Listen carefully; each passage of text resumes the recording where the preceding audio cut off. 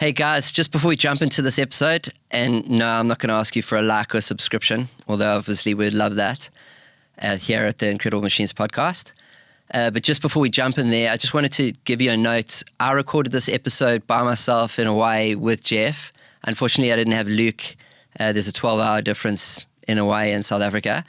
And I had some technical difficulties, as well as the room that we booked. The sound was not great. So you can hear that a bit in the episode. We do apologize for that. And that's why it's taken a bit longer to get it out. We wanted to do Jeff justice. Just quickly, Jeff is, you guys would have heard of that quote before where they say, don't meet your heroes because they'll disappoint you. Jeff proves that wrong. He is an absolute incredible machine. And if you see him across the road sometime, go meet him because he's just such a machine. Over to you. I hope you guys enjoy the episode. Over to you, Jeff. Welcome to the Incredible Machines podcast, where we chat with incredible people doing incredible things. Today we sit down with Jeff Hubbard, a 3-time world champion, an entrepreneur, and the founder of Hubboards. We talk about Jeff's journey growing up in Hawaii and launching a global brand, the lessons he's learned from blending passion, business, and community, and how innovation and resilience keep Jeff at the forefront of his sport and industry. So settle in as we dive deep into an episode packed with inspiration, practical insights, and stories from one of the most driven and passionate figures in bodyboarding. Let's dive in with the incredible Jeff Hubbard.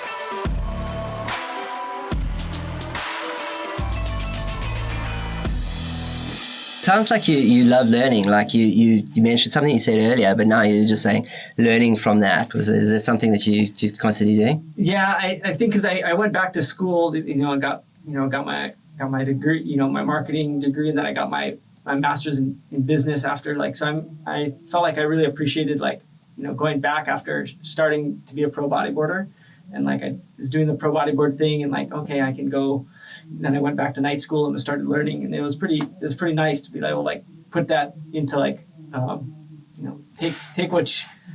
take what they're teaching in the books and apply it to something you have so much passion for with bodyboarding, and already planning ahead, if I could start a company, here's what I do. And you start to put the steps in place and the formulations, okay, how do I have to do it? And it was really helpful to helping start Hubboards for sure, because I already had a head start and a full game plan ahead because of that, and maybe because I wanted to do it subconsciously, but also you have to do it for school. You have to have these projects. So of course I'll just, why not make a bodyboard company? Sure. And make it up and figure out how to do it. So, you have to do it in theory, and then obviously doing it in real life is different, but it's putting it in theory before practicum is good.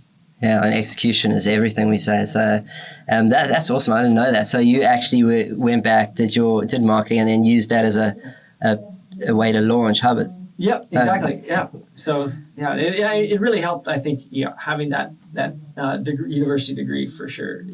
The understanding how all the international markets work, just understanding economics, and then understanding certain catchphrases that people use and this and that. It definitely helped. If you didn't know that, it's not to say you can't do it. Obviously, there's guys who are I remember Eddie Solomon, he did so much stuff, and he never went to school. He was just a smart guy and just worked his ass off. So that's what you have to do. Obviously, that's the other side of it. It's there's learning and understanding, and then there's action, where you can just take action, work, and just hustle, and you can also produce amazing things too. So if you put those together, I always think gosh, you just have to put your head down, and anything's possible. Yeah. Okay, so was this your first entrepreneurial venture, or had you done? Well, I'd done No Friends, so we did No Friends. So that was part of No Friends, which was kind of an entrepreneurial venture between all the guys. We all chipped in and started doing it, and so it was pretty interesting to have that experience, because you start to learn what's happening in business and this and that, the pitfalls, and you see what's good and bad, and how things are operating, even though I wasn't a day-to-day hands-on person with it.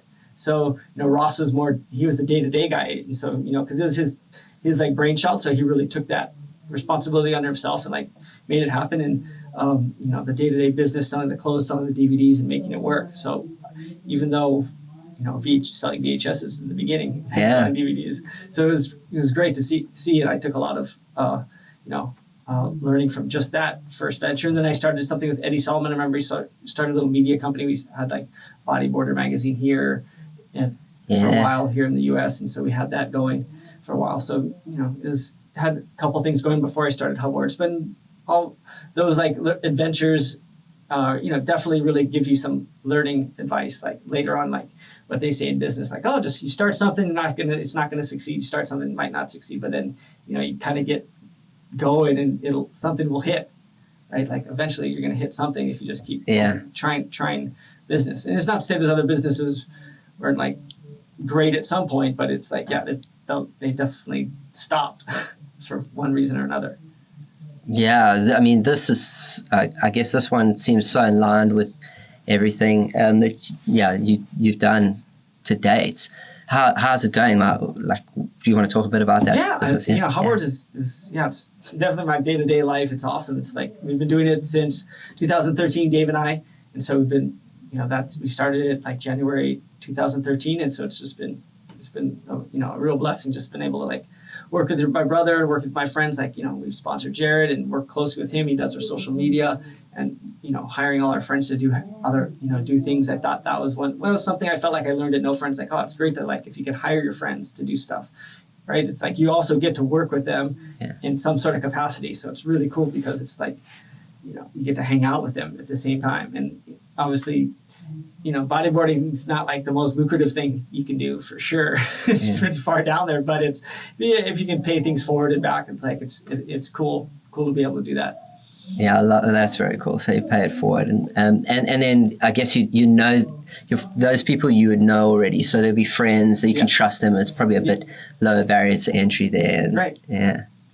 Oh, that's amazing. So what is it? It's boards, obviously. There's fins, am I right? Yeah, we do kind of anything under the sun that has to do with people bodyboarding, going to the beach. I mean, that we can kind of think of boards, fins, wetsuits, leashes, accessories, just anything I can think of that's going to go with a bodyboard, like what you need to go bodyboard, travel around the world and have fun. What can we make that's fun and, going to have someone just have a really good experience with our products? Like that's kind of the goal, is like try to make it better. What am I going to use? I mean, I guess that's always my first impetus when designing something. Like, okay, what do I need? What do I want? And okay, is someone else probably going to want this too? Okay, well, let's just make it for me because I want it. That's what it is. Like, I want this, I need this. And so what I need, like leashes, for example, I just need something that's not going to break at pipeline. I could like be on my board on a 20-footer, it's not going to snap. Sure enough, I can make that. And so pretty much anyone who rides pipeline is using our leash out there, whether they're most guys just buy them. Obviously, I don't have to even, they just know they're the best leashes out there. Like, even if they're sponsored by other companies, they're using our leash most of the time just because it's that good. Yeah. No, that's incredible. So, I mean, we just, like I said to you earlier, we had Oscar Chalupsky on an episode earlier. He's a 12 times Molokai champion, and his new brand he's just launched for skis, surf skis, it's Chalupski. So he's gone back to something that they did before, because he used to make those skis himself and that sort of thing. But the name's interesting because you've done something with the branding there. Yeah, the Hubboards. Yeah, Hubboards. Yeah, it's pretty cool. Like I remember, like one of the guys, who was it? Mike Latronic. He's a surfer and has like a full surf, like free surf magazine and Board Stories TV and stuff. So a long time ago, he was just like Hubboarding. Like he just kind of was like, not that he was like, oh, they should just call bodyboarding Hubboarding already. You're doing so much is like, so it kind of stuck with me for a while. Like I had that in the back of my head, like Hubboarding. Oh, that's pretty cool. I'll just, I kind of held on to it. And then like, that name was pretty easy. Like as soon as like, okay, what are we going to call our company? Oh, Hubboards. It was like too easy. It's like I already had it in the back pocket for a while. Do you have it? Is there a tagline or anything that you? The Champions brand. That's like our tagline. I love it. Yeah. Very cool. Because you 3 times world champion. Yeah, correct? 3-time world champ. Dave's like a 10-time drop knee world champion. Yeah. So, and he's just coming off the back of a win now. Yeah, by the pipeline win. Yeah, that was just something so special for him, which is so cool to see your brother win something that's like meant so much to him. Like he wanted to win for his whole childhood, because it's just like in Hawaii and probably even around the world, winning pipelines, like winning a world title, it's like that important. Like it's like the pinnacle of bodyboarding. So for him to do that was just so special, because I know what he was feeling. Like you can relate. Like I remember when I did it, it was just like the emotion. So you're just like, you see someone do it and like you just know exactly, man. And he did. It took him way longer to get there, right? Like he's almost 40 something. So it's like 20, 25 years of trying, right? Wow. It's crazy. Yeah, because I was here when you won, one of the ones, but that I think there was a picture I saw on social media, and it was a picture of both of you, like I think you were hugging or whatever, and it's who's happier. It was a vote, who's happier, and it was definitely you. Like from I think it was definitely a vote. Yeah, and that was amazing.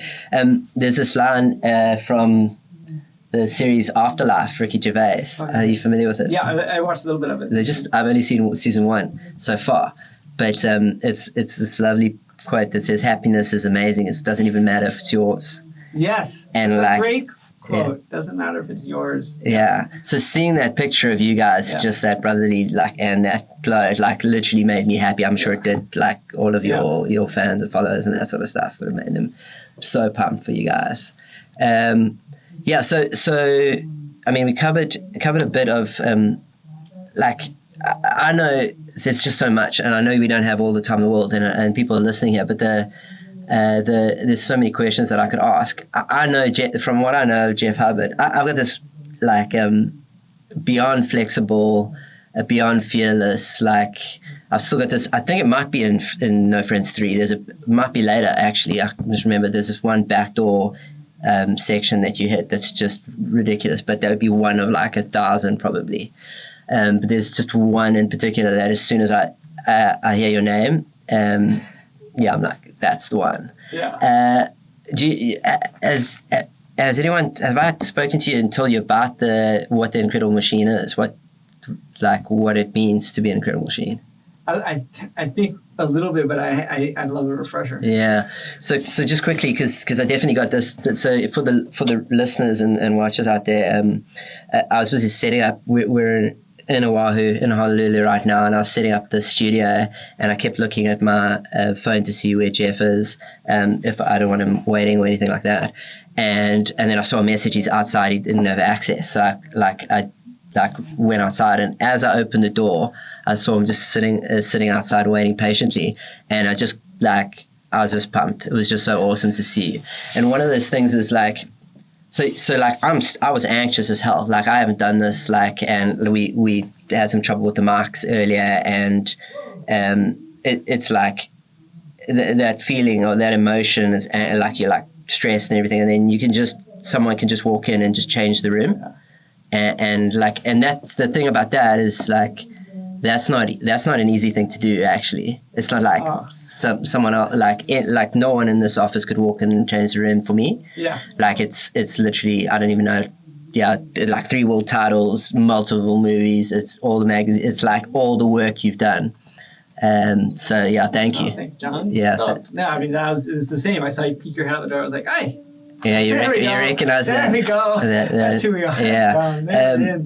Again, back to the brand that is Jeff Hubbard. Before we get to back to the company, but back to the personal brand, and that when I think of you, is your routine still like all that flexible work, all that yoga, everything? You're still doing that? Like, yeah.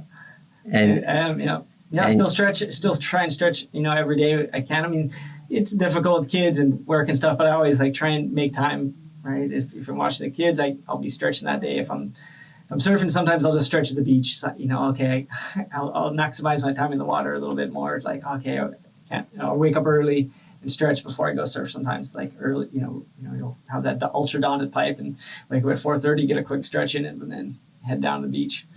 So, how long do you stretch for? It depends. I can stretch for 20 minutes to 45 minutes. It kind of depends on what's going on in the house around me. I can be real focused and pinpoint and just do it and get through it and get a good stretch in, or I can kind of just have a nice, more relaxed approach and play with the kids while I'm doing it, kind of play around, check my phone while I'm doing some stretches. There's certain stretches where you can just check your phone out while you're, doing something. It's cool. So it just depends. Yeah. And for the ones where the kids and there's no phone, do you get deep in your head? Is it a meditation or... Not really. Should be. It's easier. It's nice to meditate, but no, I just sometimes, I think when sometimes you're just so busy, you're always thinking of stuff. So I'm always thinking of what I got to do and being preoccupied. You're making checklists while you're stretching. Yeah. Or what's the surf like? You're just looking at the waves. Sometimes I'm still just looking, put on the Surfline cam. I'm just like, okay, you're stretching, watching the waves. Like, where am I going to go? Like, you're still trying to make a plan so you just go to the right spot. Yeah. So, okay. So you, how amazing is that? You can just log in anywhere in the world and go look at Surfline Cam. Yeah. And now I've seen they've got a subscription where they use AI to track your waves as well. You can pay. Yeah, you can pay something. If they get one of your waves, it'll be delivered to you. I have no idea how they do that, but yeah, it looks pretty wild. And it's like from when the first year I came here was 2003. I think that 2003 to 2004, that winter, and the changes in technology and stuff is amazing, because we like gather around someone's machine that knew about some sort of prediction, and we look at what the fall direction was and all that. Oh man, yeah, remember like the WAMs or whatever they're called, the military ones. Like you just look at this like graph and you see the old school real pixelated blockaded models of like color charts and like of waves and storms, and like, okay, if there's a big storm coming, okay, you're just kind of guessing, like looking at this thing, and that's how it'd be. And then you call here in Hawaii, we have the buoys forever. So you just call the buoy report, and like I still call the buoys and like listen to the buoys. So, do you still call them? I still call them sometimes. And you do it on your phone, you do it on your app, but sometimes I just don't like calling the number. Okay, because I remember there was a sound. That was also in My Friends that they would have had a call at some stage. That's all I know about that. That's amazing. So you still call that? Yeah, just for fun.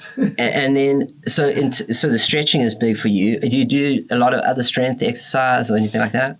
Not as much. I'll go swimming with my kids. I like swimming. I don't do as much running. Basically walking my son at the moment, just playing with them, and just swimming. I like to go swimming with them. So I'll swim when I can. That's about the only other like exercise I'll do, is like if I get a little moment to swim. Is that just in a pool, in a class? Yeah, okay. In the pool with the kids. Okay. Maybe do some laps if I don't have the little one. If I have the little one, I'll just swim around with him in some areas. It's cool. Okay, so 2 kids. The ages are?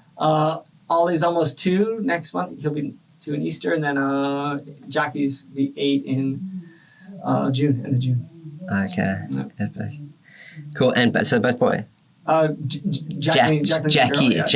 Okay, so go on. Okay, amazing. Yeah, Jacqueline and Oliver. Okay, cool. And Jackie. Easy to yell. You just have to shorten them up. Okay. Real Aussie. Yeah, Aussie yeah. Just add an IE at the end of something and yell it. Just shorten everything, hey? Boardies and. Okay, epic. So where to now? Like from what are the plans for 2025? Man, so 2025 have doing a little bit of testing. Have some testing I'm going to do. I have a board coming where I have some ideas on. I have an idea like of how to do something a little different and how to make how to do something. I didn't want to talk about it before it gets stolen, but so I have a little idea and I just have to test it out. I think it's going to work great. I've been tinkering with it in my head. I mean, had it for a while. I just need to finally okay, let's just do it. I think it's time, because sometimes you have ideas and it's not the right time to do it. Also, right?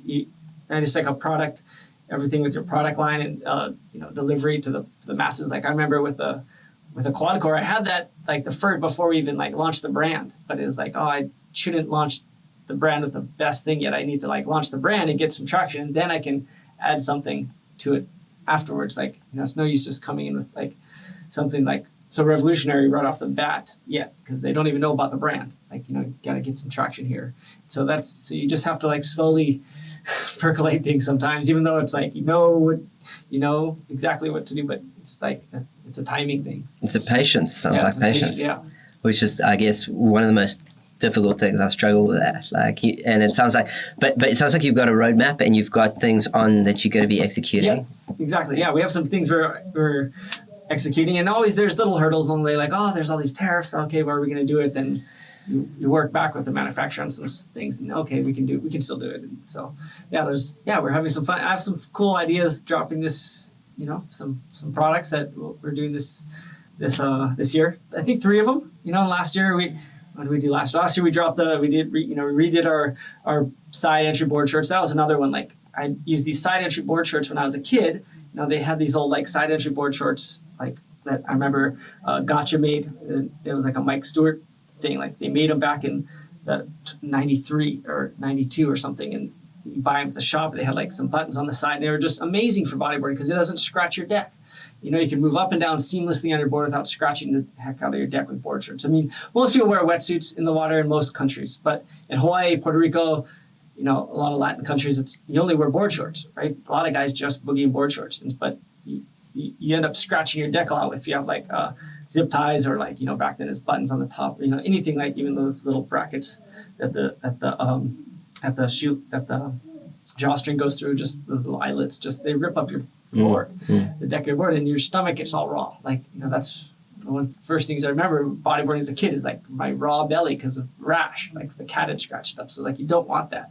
So you develop these. It's like, man, no one's doing these things, so let's bring them back. So I just, you know, first iteration was like I had some nice buttons on the side, and then I already knew like the second iteration was going to be the Velcro, which I already knew was going to be, you know, like our mainstay, but I had to like put something out first to like like get it there. You know, you could do version 1 and then version 2, and so last year was great. We had the version 2 come out, and that, you know, people love it. And obviously sometimes like you know what you want, but you also, I know about bodyboards, I don't know about clothing, so maybe I didn't know the sizing well, so I had to learn about how to size your shorts correctly. It's something, so you learn that, you know, trial through error. And there's kind of only one way through is you got to learn and do it, and then then you can make it perfect. So sometimes you have to go through like the first way to get it right. And what's been, we'll get to the tariffs and that because that's interesting. I think I mentioned I just bought some more camera equipment, and the guy at Best Buy said, "Are you lucky you're getting this now because it's about to just jump in price with the tariffs?" Yeah. So what's been the biggest learnings in creating a company like Bodyboarding where the product is brought in from wherever it's brought in? All sorts. Like all our suppliers are all around. And mostly I guess would be in Asia. I think all of, you know, we have, you know, some stuff in China. We have, you know, Malaysia for the fins, and then, you know, we have Indonesia for the bodyboards. And then we have a bunch of the suppliers are in China. So it's like, it's a myriad of sources. And so you're sourcing things from all over. And unfortunately, right now there's a bunch of tariffs from China, and then Trump announced he might do tariffs from other countries. So I'm like, oh man, just don't do the other countries, please. Like our stuff's like people are already having to pay so much. Like bodyboards are still pretty cheap considering all inflation, but like, you know, for Hubboards we have like the most expensive boards because we have so much technology in them, like the quad core Sci5. You know, it's like $380 almost. Right, and so that's for U.S. dollars. So for a bodyboard, that's expensive, and so you take that to, you know, so you have to add a tariff onto that. That's gonna hurt the consumer. It'd be a bummer. Yeah. So. And what's been the most difficult? And just let's start with one of the products. Let's start with the boards though, because it's hard to get there. What's been the most difficult thing of making your own bodyboards? I guess it's funny as it sounds. It's like everyone has like certain sizes like that they like, and so I think there's so many different types of people: big, small, large, skinny. Like in having the right sizes, you have to have so many SKUs. That's the hardest part. Like it's not like you can just have back in the day they had like a 43-inch bodyboard and that's all they sold. That was it. It was like a 43-inch bodyboard, yellow deck, you know, orange slick. That was it. There's nothing else in the world. Now it's like, okay, you have to like come up with, you know, colors first of all. So you have a ton of colors to choose from. So you have to pick your colors and mix and match that. Then you have to pick your sizes. Then you have to pick your cores, and you have to pick everything that goes into like the board. And you have to have a bunch of these. So your SKUs are, you know, you have hundreds of SKUs. Like, and so that's like, if anyone that runs a company knows, and you're like, man, you have hundreds of SKUs of just one product category. That's wild. That's so hard to like do inventory management. That's so hard to do, like, you know, reordering. So hard to like figure out what people want, like customer, you know, analytics. It's like, it's daunting. And so, I mean, getting it right, and it's always changing because it's like what people want one year isn't what they want the other year. What colors in, what's, you know, it's graphics, or like what's, you know, what sizes or who's buying, like everything going in. So it's a challenge. That's challenging. I didn't realize that from the get-go. That's a learning thing. Like, okay, I'll make all these SKUs. Then you're like, geez, I need to make more. Oh, I need to make more. I need to make more SKUs. people, because the good thing is you have demand and people want your product, but you're like, oh, you don't make my size. I need a 41.5 bat tail in the quad core sci-fi. We're like, okay, I guess I got to make that. Now it's like, oh, you need one of the quad core flex model of the 41.5 with the crescent tail. Like the sci-fi, it's never ending. Yeah, so we call that a nice problem to have. Everyone wanting your product, yeah. but it is still a problem. So is there any software or how are you managing with that? Like, I just manage in my head, just trying to follow like trends, and you're just trying to keep. You're watching what's selling on your inventory and like selling, what you got in stock, and like, okay, it's hard to remember. Oh, wait, we're getting low. Oh, I didn't order that much of that one. Okay, that's why. Or ordered tons of that one and it's moving quick. Oh, geez, I need to order way more next time. It's like, and like some of your best selling products, I'm learning like, oh, you just should never be out of stock of those. That's just something people are always wanting, right? You should never run out of stock of these because it's your best selling thing. Like if it's out of stock, people are just bummed. Then they're kind of angry with you, like, oh, they don't have it. Like, yeah, I mean, it's nice you do create demand, right? You can get pent up demand and people are like, oh, I want this. But everyone just wants our stuff. So it's like, when you don't have it, I feel like sometimes someone will go and they'll just like, I need my board. I need a bodyboard, right? Like your bodyboarders, we know how it is. Like if your board's not, if you don't have a new board or it's not working good, you want to just go get a new one. And if they don't have the one that you want, really sometimes I'll just buy the other one. And they spend their money on that, and then they have to wait till they get more money to buy ours. Yeah. Okay. And yeah, fine. So and in terms of the material, where is it? The material, where are you producing? Where is it made? We make it at the BIG factory in Indonesia. Okay. So Mez's factory down there. Nick owns the great factory. They do great work. They're just really, really nitpicky. Him and Dan have a great system down there. It's just they cover all sorts of they're just so quality control oriented, and they just pick the best materials, and so you have access to the best stuff. So it's really great.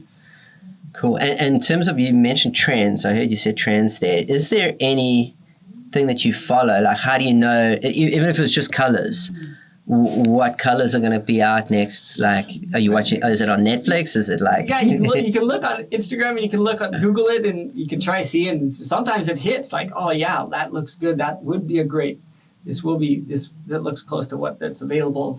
That's going to go. And then sometimes you're like, nope, that's not, chartreuse.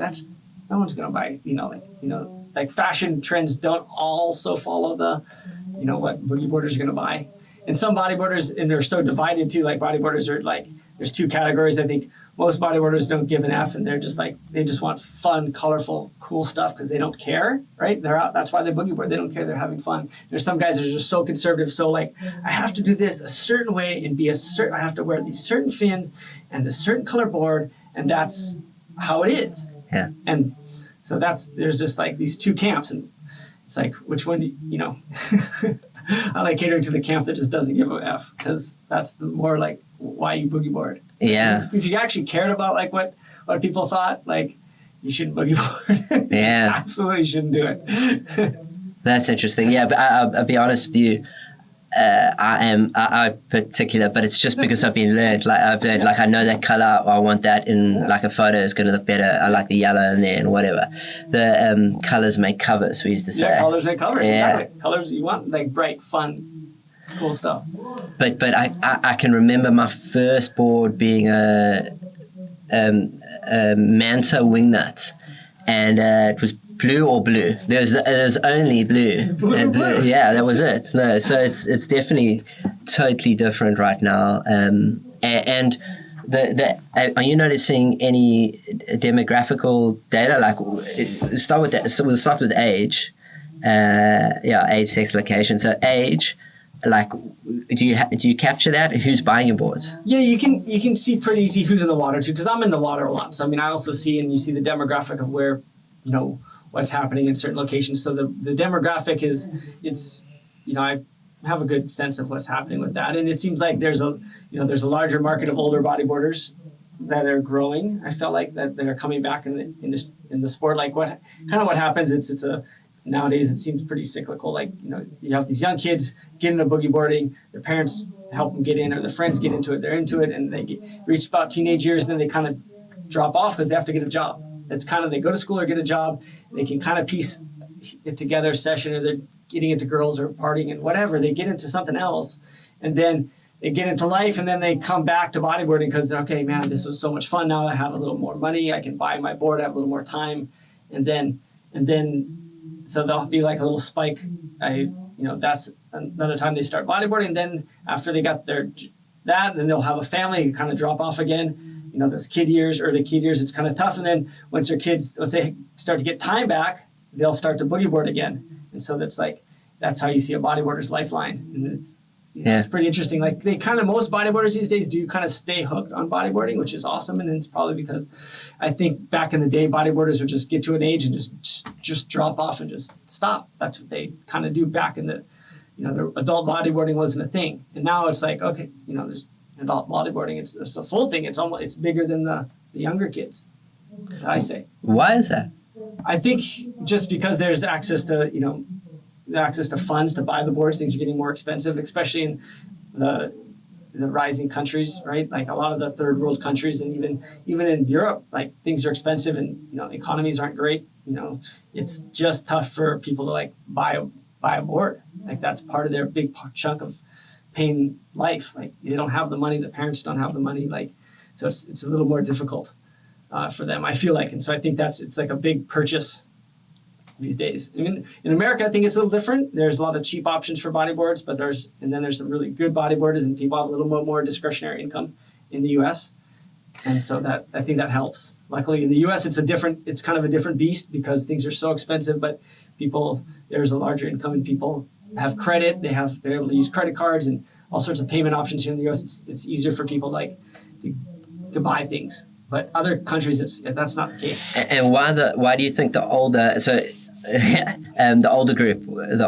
I mentioned one of our mutual friends, Mark McCarthy, was actually on the show a while ago too.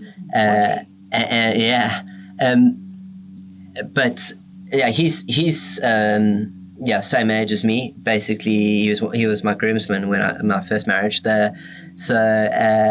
And we used to compete and all that sort of stuff. But he's just gone back into it and won, or got second. Yeah, second. Tent recently. But why do you think you mentioned older group are sort of coming back into it? Is that why do you think that is? I think you have that reminiscent of that time you did it when you were young, and it's fulfilling, like, oh, that was fun, and you do it again and you have those same feelings, you conjure it up, and then bodyboarding is fun by nature, so no matter what, if you get back on it, you're gonna have fun. I mean, it's a no-brainer. So it's just like if you just grab your bodyboard and you get back out there like the guys who do it, and they get hooked again, and it's because it's such a fun thing to do. And obviously it's wave dependent and where you live and this and that, but guys just do it. Hey, they go for the weekend, like you don't have much time, but hey, if you get back in it, it just feels so good. Like you're like, man, that's awesome. I got to do it again. Like when you have time, and most guys will come back and do it. I'm finding like that's kind of the cyclical, those peaks and valleys of a bodyboarder lifeline. Yeah. So it's interesting you were saying it never used to be like that, and then now it is. So I did. So when I did my honors, I did a dissertation, and I actually had bodyboarding as a brand, and I wanted to uncover what were the pros, how good, what was going on there, and then why it didn't get necessarily the same funding as surfing, and why it wasn't the best tool for capitalism that I believe it should be. What was going on, and I think the hypothesis, if I remember correctly, it's this is almost 15 years. It's more than 15 years ago. But it was that surfing is like a template sport. So you can make lots of different boards, but surfing's just the original. It's the one, and then you make you stand up boards, you make kite boards, you make foils, those are sort of like trends for a while, and you get to sell more of those. But the surfboard always go back. The fashion always comes back. So whereas I thought bodyboarding was quite hard done by in terms of the like you've said, it's stood the test of time, and the money hasn't come from those because they focus on their main thing, just being sad, I guess. But it's, I mean, it's so cool to see your brand doing well. I saw something about the age-old question of the bat tail versus crescent. Bodyboard holiday, they put that, yeah. So that's something we call also you asking for like interaction with user-generated content and answering the questions and just being authentically helpful. So what is the best and figuring it out, because it's different strokes for different folks. Exactly. Like, yeah. It's who how you, and it's almost comes down to what waves you ride. I mean, I feel like and how, if you're a little more advanced, you could actually handle a bat tail better. And obviously it gets to a point where, some guys just, some guys just like a crescent tail, but some guys and some of the older guys just are, pros just like a bat tail. That's what I ride. I mean, it's just, I tried the crescent tail, just wasn't fast enough or got me high enough. So I like, that's why I use it. I go higher, I ride faster. And it's better in smaller waves, more volume, right? It's just, and in Hawaii, it's not, people think you're surfing big pipe all the time, but you have a whole other season where it's small waves. So it's like, you do have to like balance it out and have a board that works in all conditions. Because it's no fun when you have a board that it's not working. So if I just want to make a board that works in everything, just grab one board and go. Okay. Favorite wave? Pipeline. Always pipeline. Okay. Heaviest wave? Pipe's heavy because it gets so tall and there's all the washers. But I feel like Tahiti, Shark Island, there's a lot of heavier waves in the world, like that are a little more intense, like Fronton and stuff. Like it's just shallower and like more compact, like where it breaks, it's just more, like it's a little more intense. So there's a lot of them. Gosh, there's a lot of heavy waves. So I remember I don't know if it's still a statistic, but it used to be at least one person dies every winter. The pipe. Yeah. Is that still a thing? I mean, the people getting injured, like the injury rates of pipeline are so high. Because there's so many people using it, right? So it's a user thing. I mean, I think just like Fronton people, if there's more people riding on a daily basis, there's a lot of bodyboarders out there, and there are probably tons of injuries, but and a few deaths here and there. So, I mean, Fronton's pretty deadly. Tahiti's pretty deadly, right? I guess Shark Island doesn't break enough. So, but there's injuries there. Like, guys are pushing it. Like, you get, right? Like, there's injuries everywhere. But those heavier waves, it's like the more people that are using it, and the more there's waves, the more people are going to get hurt. Yeah. Has Jerry ever shared the Haagen-Dazs story, how South Africans get a Haagen-Dazs? Yeah. So I love that. And maybe we speak quickly to the listeners. So to get a Haagen-Dazs, you have to get a 6-foot barrel at pipeline, and someone has to see it, because then that person is generally often the person that buys you the Haagen-Dazs and awards you it. And you can't touch a Haagen-Dazs until that's happened. But what I love about that is it's actually a branding exercise. Like, it's a tradition. It's like something that, like, South Africans, we ride the shore break, we have to pay our dues to get a Haagen-Dazs. There's a full list of things you have to do if you're a South African. It's a full checklist. And it's like, and Haagen-Dazs, I mean, like, maybe some people know it, but some people are like, you come to Hawaii, Haagen-Dazs is like $10 at Foodland. So it's not cheap. It's like the most expensive little pint of ice cream is a tiny pint, but it's like $10. Cool. So like, and even back then, so it's like, it's not like you got to earn it. It's something you really want to earn and get for free. It's not like, I could get that whenever I want. You're like, no, you're like South African bodyboarder. That's like, we never used to get it in South Africa. It's there now, but it was like, and now people are going around, they've never got their 6-foot barrel, like they're eating it. But so are there any traditions or anything you've thought of with your brand there? Like, I think of like Dub's swim cap that he'll bust out every now and again. Like, what could it, is there anything you've tackled or you're thinking about? Oh man, traditions. Now you're stumping me. Yeah. Now I wonder if maybe the users could just drop a comment or just say something. I mean, that I eat a lot of cookies. I like eating cookies. I don't know. Just eating cookies. I used to eat a lot of cookies before I go out surfing. I don't know, give me energy. When I was younger. I'm not sure, man. Yeah, because like the brands that like Corona, the limes in Corona, that wasn't a thing. That was like a full branding thing. Yeah. I guess I like going like Genki was always like a good after surf treat. Like, it's a sushi place and it sounds like sushi train. So it's like you could just get all this food. So that was always a good, like, after a big session of pipe, go to Genki and like eat, or like, I guess it was kind of like after surf food destinations is pretty important. Like, yeah, if you have a good session, you're like either going like Kauai back in the day, like that was a good burger place, or you're going like Genki. Those are like cool places. Like, man, it was a good day. Let's go there. Reward yourself. Reward yourself. Like, that's epic. I don't know if there's anything you want to say about the sort of future, or anything we've left off. Nah, I mean, this has been super fun. Thanks for having me. This has been a really great experience seeing you again and being on the show. So cool. So, and then the last thing would just be: is there anything that I didn't ask you that you would prefer I did? I think I saw a question on your thing was like, who is your example of a machine? And I would say my dad. I think my dad was a real good example for us as a kids. Like, always worked hard, like always like hard worker, like, just going after it and like being out, always being outdoors and always encouraging us to like, get out there and like, and strive and never stop working and just, and doing things for others and as well. So that was cool. I think he'd be one of my heroes, and obviously he was a good example of an incredible machine. Incredible machine. Yeah, well, I love it. Absolutely love it, Jeff. It's been amazing. Thank you so much. The Incredible Machine, Jeff Hubbard.